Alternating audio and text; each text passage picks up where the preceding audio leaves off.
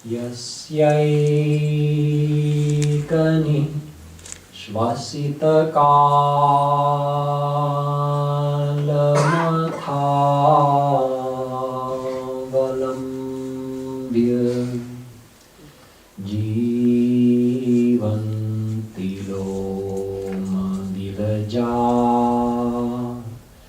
Jagadandana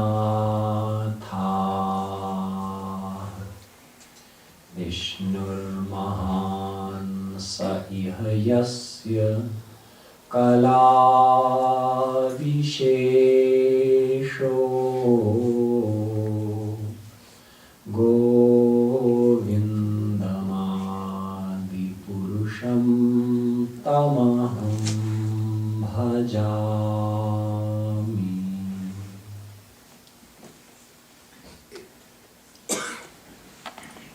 Aho vakiyam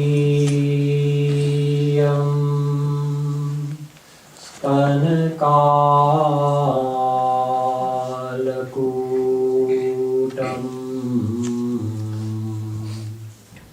jighansaya payayadapyasadri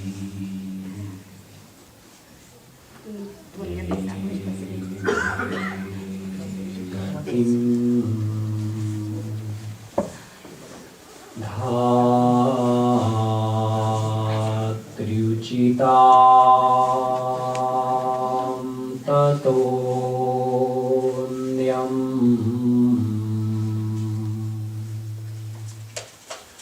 kam vadayalum sharanam vrajema.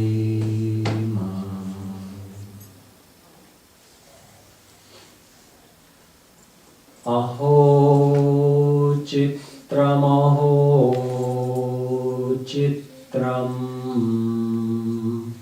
vande tat prema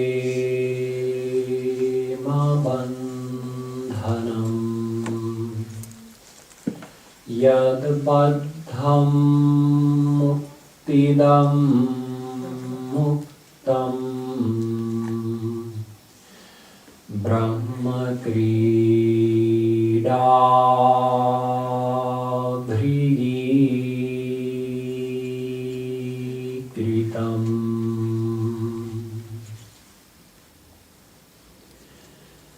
Yo Brahmanam Vidadhati Purvam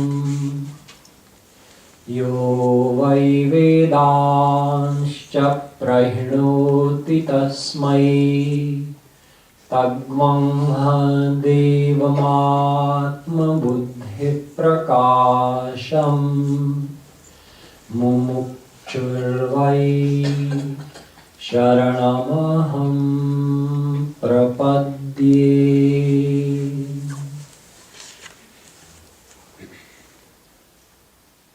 Dear devotees, we'll have a few minutes of chanting, and after that we'll continue with the Krishna Leelas of the Bhagwatam.